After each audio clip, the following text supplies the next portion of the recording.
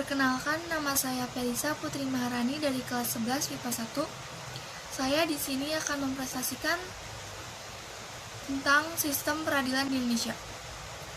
Pengertian peradilan. Kata peradilan berbeda dengan pengadilan. Peradilan adalah tugas atau fungsi yang dijalankan oleh pengadilan. Menurut Kamus Besar Bahasa Indonesia, peradilan adalah segala sesuatu mengenai perkara pengadilan. Pengadilan adalah badan, organisasi, atau lembaga yang dilaksanakan peradilan. Oleh karena itu, pengadilan disebut juga sebagai badan atau lembaga pendidikan. Pengadilan atau lembaga peradilan adalah alat pelengkap negara yang diberi tugas mempertahankan tetap tegaknya hukum nasional. Apabila terjadi pelanggaran hukum atau pelanggaran hak, maka yang bersangkutan dihadapkan ke muka pengadilan. Pengadilan atau badan peradilan adalah lembaga penegakan hukum di Indonesia. Pengadilan mempunyai tugas menjalankan peradilan dengan seadil-adilnya. Tugas pokok badan-badan peradilan adalah menerima, memeriksa, dan mengadili, serta menyelesaikan setiap perkara yang diajukan kepadanya. Jadi, memberikan keputusan hukum baik untuk perkara pidana maupun perdata yang dihadapkan kepadanya. Memberi hukumannya dilakukan dengan jalan hakim pengadilan, mengadakan putusan dan penetap hakim. Peradilan di Indonesia disebut dengan peradilan nasional. Kata nasional bersifat kebangsaan, berkenaan atas berasal dari bangsa sendiri, yang meliputi suatu bangsa. Jadi, peradilan nasional adalah segala sesuatu mengenai perkara pengadilan yang bersifat kebangsaan, atau segala sesuatu mengenai perkara pengadilan yang meliputi suatu bangsa. Dalam hal ini adalah bangsa Indonesia. Peradilan nasional dibentuk berdasarkan Pasal 24 dan Pasal 25 Undang-Undang Dasar Negara Republik Indonesia tahun 1945. Untuk menyelenggarakan peradilan guna menegakkan hukum dan keadilan, dibentuk kekuasaan kehakiman yang merdeka.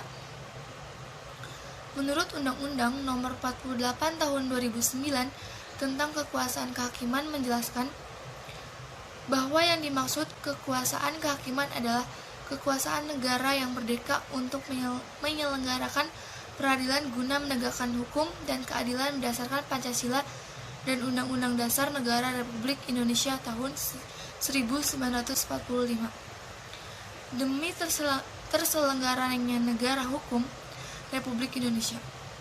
Kekuasaan kehakiman di Indonesia dipegang oleh Mahkamah Agung dan peradilan lain.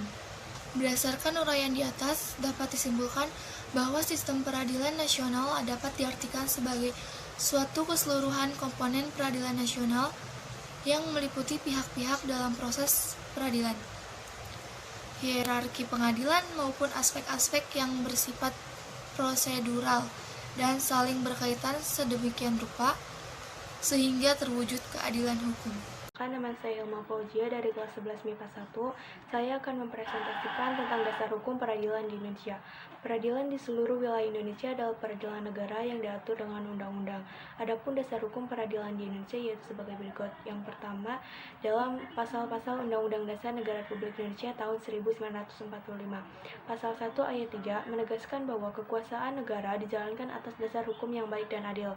Pasal 24 ayat 1 menegaskan bahwa kekuasaan kehakiman harus bebas dari campur tangan kekuasaan lainnya. Pasal 24 ayat 2 menegaskan bahwa kekuasaan kehakiman dijalankan oleh Mahkamah Agung dan badan peradilan yang ada di bawahnya.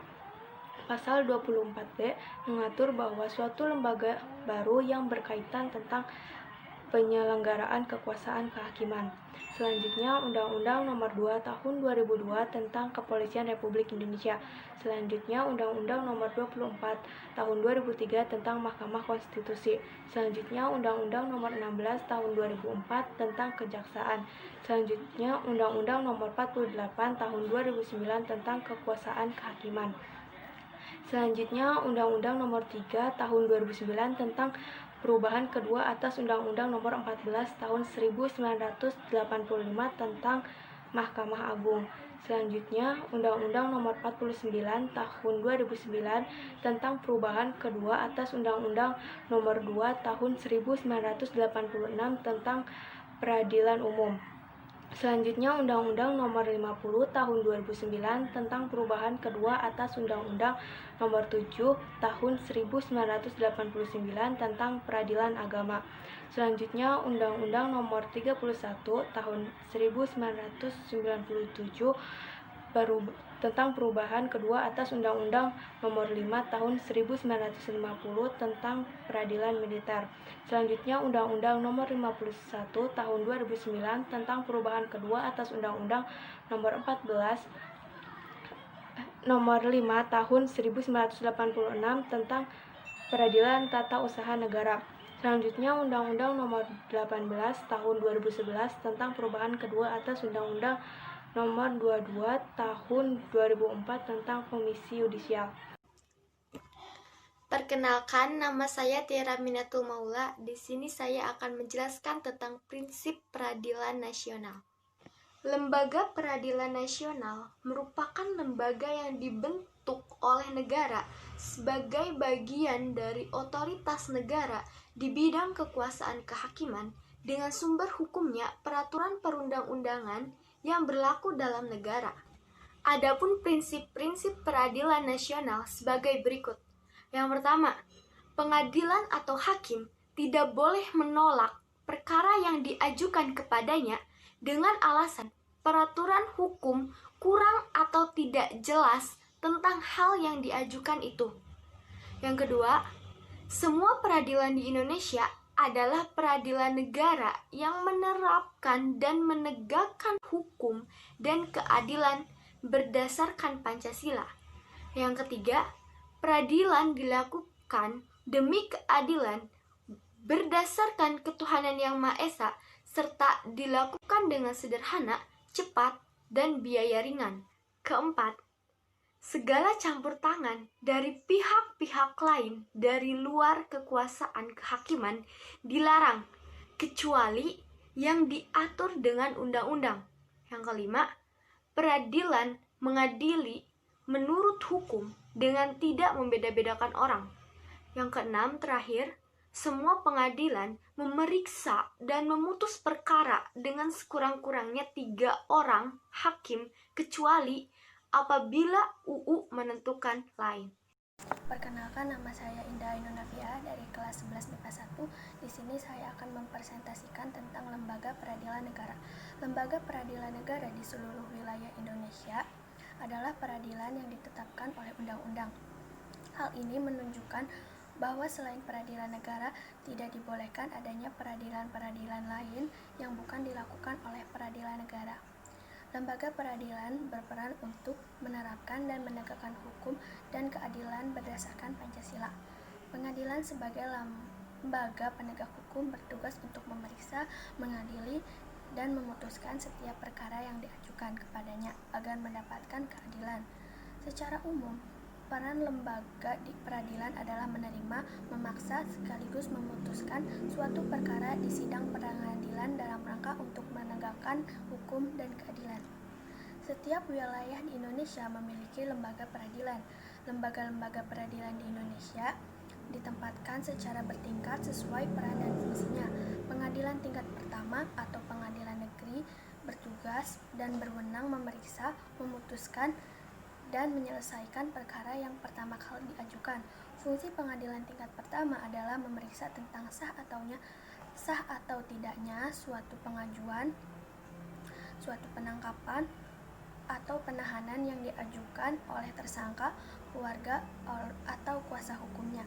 Pengadilan tingkat kedua atau pengadilan tinggi berwenang sebagai pengadilan banding atau keputusan pada pengadilan tingkat pertama. Fungsinya yaitu menjadi pimpinan bagi pengadilan-pengadilan negeri di dalam daerah hukumnya, melakukan pengawasan terhadap jalannya peradilan di daerah dalam hukumnya, dan menjaga supaya peradilan itu diselesaikan dengan saksama dan wajar. mengawasi dan meneliti perbuatan para hakim pengadilan negeri di daerah hukumnya. Untuk kepentingan negara dan keadilan, pengadilan negeri dapat memberi peringatan, teguran, dan petunjuk yang dipandang perlu kepada pengadilan negeri dalam daerah hukumnya.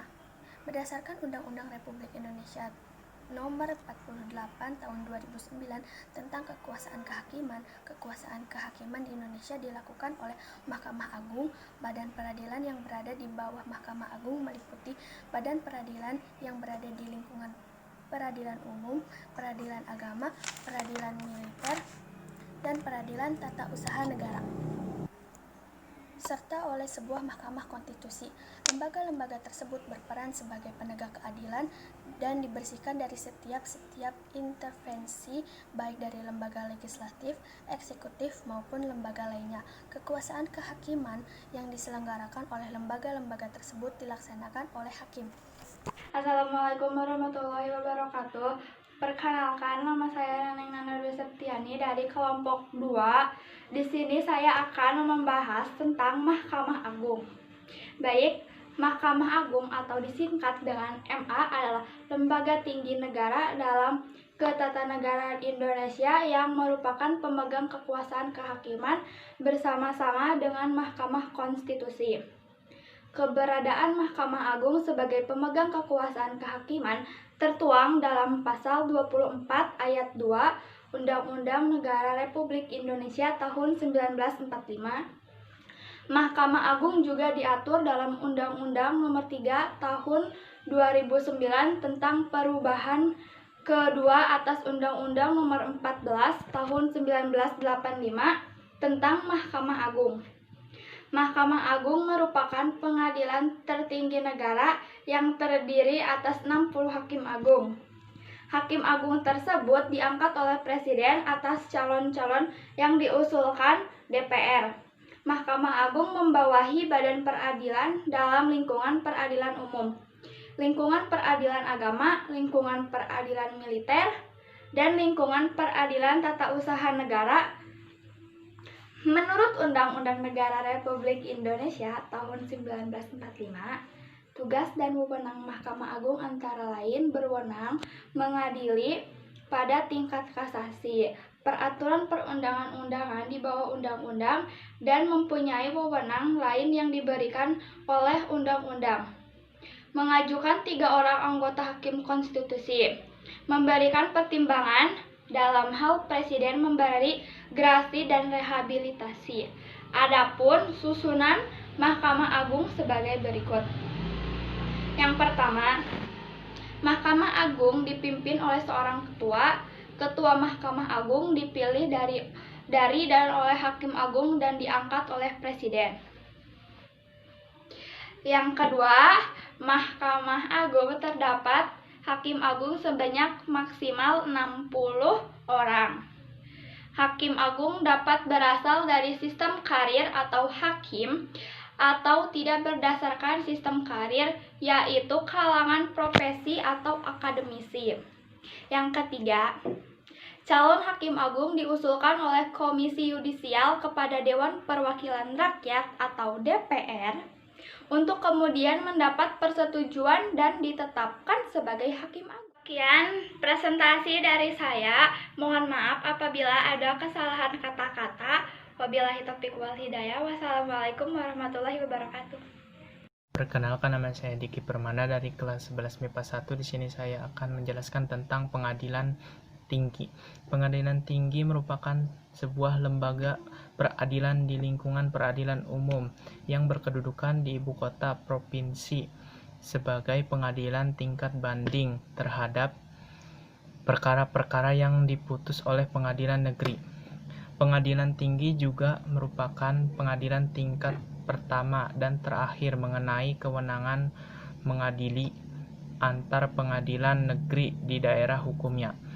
Pengadilan tinggi juga memiliki beberapa fungsi, diantaranya menjadi pimpinan bagi peradilan-peradilan negeri di daerah hukumnya, melakukan pengawasan terhadap peradilan negeri di daerah hukumnya, dan menjaga supaya peradilan itu diselesaikan dengan seksama dan sewajarnya. mengawasi dan meneliti perbuatan para hakim peradilan negeri di daerah hukumnya untuk kepentingan negara, dan keadilan peradilan tinggi dapat memberikan peringatan, teguran, dan petunjuk yang dipandang perlu kepada peradilan negeri di daerah hukumnya. Assalamualaikum warahmatullahi wabarakatuh. Perkenalkan, nama saya Pasanur Santosa dari kelompok 2. Di sini saya akan menjelaskan tentang sistem peradilan di Indonesia, bagian pengadilan negeri. Pengadilan negeri PN merupakan pengadilan tingkat pertama. Pengadilan negeri dibentuk dengan keputusan Presiden. Pengadilan negeri merupakan sebuah lembaga peradilan di lingkungan peradilan umum yang berkedudukan di ibu kota, kabupaten, atau kota. Susunan pengadilan negeri terdiri atas pimpinan, ketua PN, dan wakil ketua PN, hakim anggota, panitera, sekretaris, dan jurusita. Pengadilan negeri pada masa kolonial Hindia Belanda disebut Landrat. Pengadilan negeri adalah suatu pengadilan umum yang memeriksa dan memutuskan perkara tingkat pertama dari segala perkara sipil untuk semua golongan penduduk, warga negara, dan orang asing. Setiap perkara dalam pengadilan negeri diadili oleh sekurang-kurangnya 3 orang hakim yang dibentuk oleh seorang panitera. Perkara sumir, perkara ringan yang ancaman hukuman kurang dari 1 tahun diadili oleh seorang hakim tunggal. Adapun wewenang pengadilan negeri adalah memeriksa dan memutuskan sesuai dengan ketentuan yang diatur dalam undang-undang, khususnya tentang a. sah atau tidaknya penangkapan, penahanan, penghentian penyidikan, dan penghentian tuntutan; b. ganti kerugian dan atau rehabilitasi bagi seseorang yang perkaranya dihentikan pada tingkat penyidikan atau penuntutan. Contoh, seorang WNI melakukan kejahatan tindak pidana di luar negeri, maka apabila dibawa ke dalam negeri akan diadili oleh Pengadilan Negeri Jakarta Pusat. Assalamualaikum warahmatullahi wabarakatuh. Perkenalkan, nama saya Yogananda Nurdiansyah dari kelompok 2. Di sini saya akan menjelaskan tentang peradilan agama. Nah, peradilan agama diatur dalam Undang-Undang Nomor 50 Tahun 2009 tentang perubahan kedua atas Undang-Undang Nomor 7 Tahun 1989 tentang peradilan agama. Nah, peradilan agama adalah lingkungan peradilan di bawah Mahkamah Agung bagi rakyat pencari keadilan yang beragama Islam mengenai perkara perdata tertentu yang diatur dalam undang-undang. Nah, lingkungan peradilan agama ini meliputi pengadilan agama dan pengadilan tinggi agama. Nah, pengadilan agama atau biasa disingkat PA merupakan sebuah lembaga peradilan di lingkungan peradilan agama yang berkedudukan di ibu kota kabupaten atau kota. Nah, sebagai tingkat pertama, pengadilan agama memiliki tugas dan wewenang untuk memeriksa, memutus, dan menyelesaikan perkara-perkara antara orang-orang yang beragama Islam di bidang perkawinan, warisan, wasiat, dan hibah yang dilakukan berdasarkan hukum Islam, wakaf, dan sadaqah ekonomi syariah. Nah, untuk peradilan tinggi agama itu merupakan sebuah lembaga pengadilan di lingkungan peradilan agama yang berkedudukan di ibu kota provinsi. Sebagai pengadilan tingkat banding, pengadilan tinggi agama memiliki tugas dan wewenang untuk mengadili perkara yang menjadi kewenangan pengadilan agama dalam tingkat banding.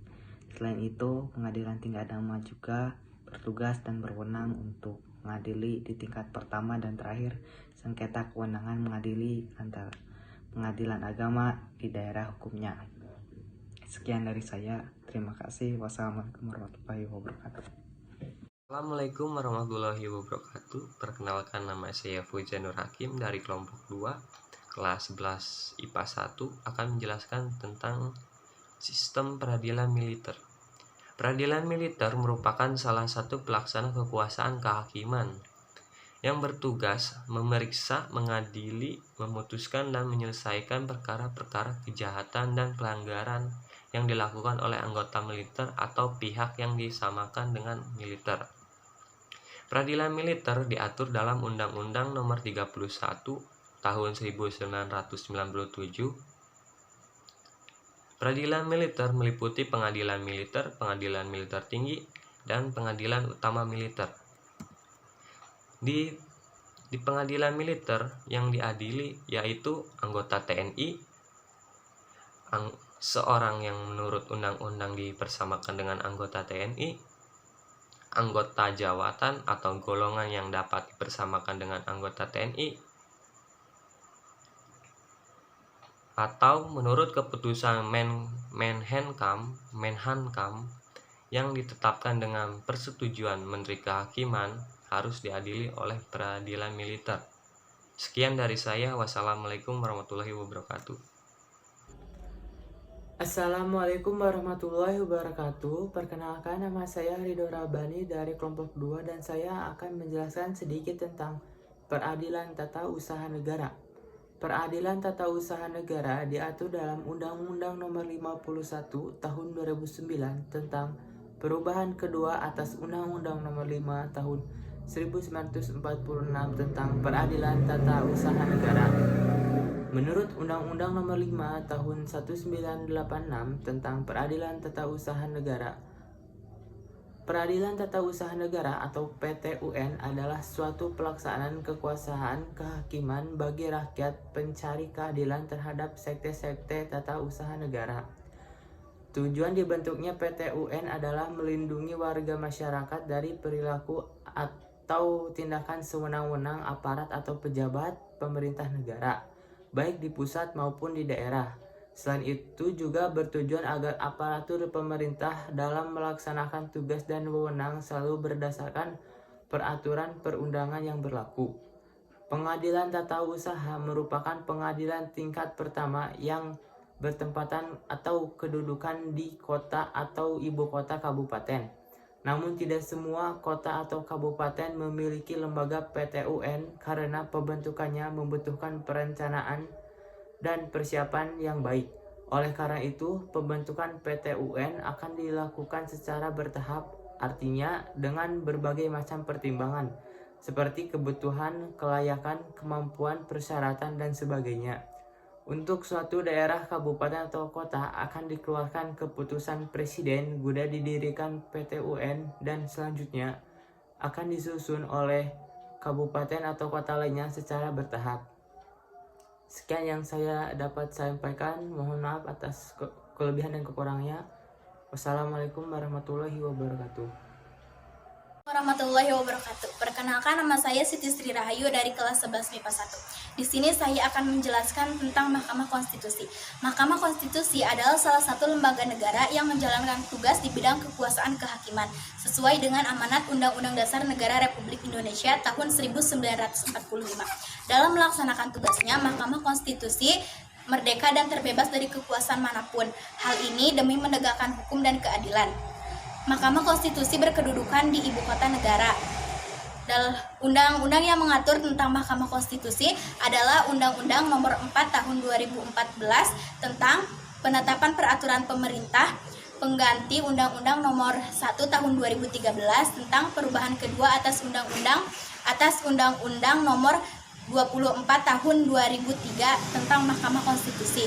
Dasar Negara Republik Indonesia tahun 1945, wewenang Mahkamah Konstitusi adalah yang pertama menguji undang-undang terhadap undang-undang dasar, yang kedua memutuskan sengketa antar lembaga negara, yang ketiga memutuskan pembubaran partai politik, yang keempat memutuskan perselisihan tentang hasil pemilihan umum, dan yang kelima adalah memutuskan dugaan DPR bahwa presiden dan wakil presiden melakukan pelanggaran hukum dan memutuskan pendapat DPR bahwa presiden dan atau wakil presiden tidak memenuhi syarat sebagai presiden dan atau wakil presiden. Konstitusi terdiri dari 9 anggota hakim konstitusi yang disahkan dengan keputusan presiden. Susunan keanggotaan Mahkamah Konstitusi adalah seorang sebagai ketua perangkap anggota, seorang sebagai wakil ketua perangkap anggota, dan 7 orang sebagai anggota. Tugasnya, Mahkamah Konstitusi dilengkapi dengan Sekretariat Jenderal dan Kepaniteraan. Pasal 24C ayat 3 disebutkan bahwa 9 anggota Mahkamah Konstitusi berasal dari 3 orang yang diajukan oleh Mahkamah Agung, 3 orang yang diajukan oleh Presiden, dan 3 orang yang diajukan oleh DPR. Kemerdekaan Hakim Konstitusi sangat diharapkan agar tidak terpengaruh oleh lembaga pengusulnya atau pembentuknya. Sekian dari saya. Wassalamualaikum warahmatullahi wabarakatuh.